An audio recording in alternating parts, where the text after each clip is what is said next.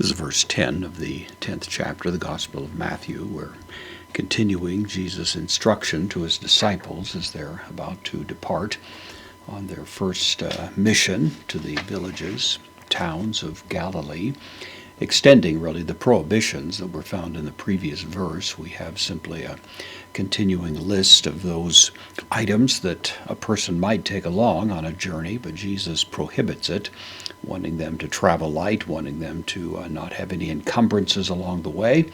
And so we have a continuation of that thought. So we have may, continuing the negation from the previous verse, used with the aorist subjunctive to stand for a prohibition.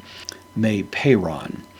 Peiron is translated traditionally scrip.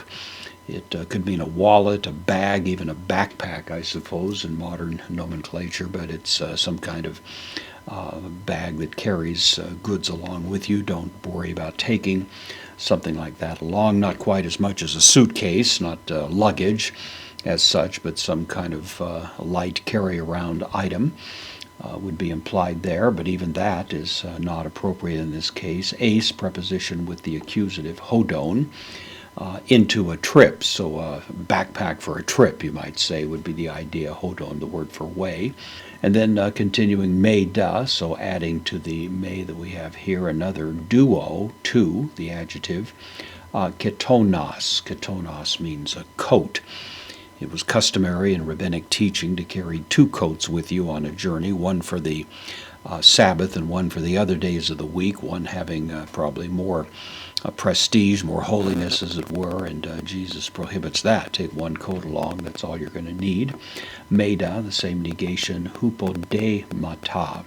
From hupodeo, it means to bind under. This is the noun. It's a plural accusative, but it means to bind under, and it was used generally to refer to shoes, that which would bind under your feet.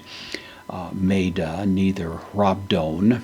Rabdon is a staff, usually construed to mean an extra staff here. You don't need to pile on a lot of additional encumbrances along the way. The bare minimum is going to be sufficient. And then he gives the rationale for this. Auxios means worthy. It's an adjective, postpositive gar, for worthy, ho ergates. Ergates, rooted on the root, their stem, which is erg, which means work. Even in English, we have that in physics. This is ergates, declined like mathetes or prophetes. It means a worker. So the worker, worthy. Tes, the genitive, singular. Trophes. Trophes means payment. It actually literally means meat or food. Extending from that, wages. Our word trophy is actually distantly derived from this. So the workman is worthy of his wage.